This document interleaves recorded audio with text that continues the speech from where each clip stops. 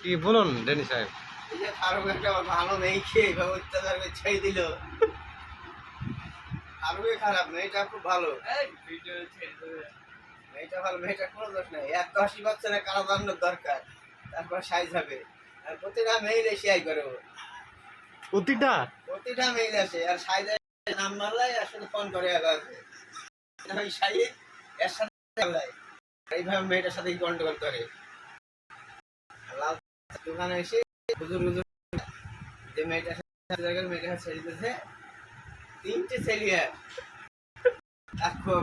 পছন্দ লাগবি। আমরা তো শুনেছি একটা বাড়লে কি করি, আবার একটা পেটে আছে, পেটে আছে ডাল ভাবে অত্যাচার করে। এটা বলবো দেখি।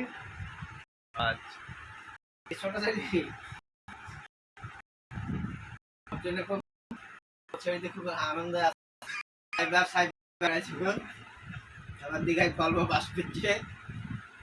যাতে ভিডিওটা ওর কাছে পুষে দাও, পুষে দাও গলায় দড়ি গেছে দাও। আব্দুলকে শুধু কিছু আব্দুল ব্যাপারে মীমাংসা ছিল।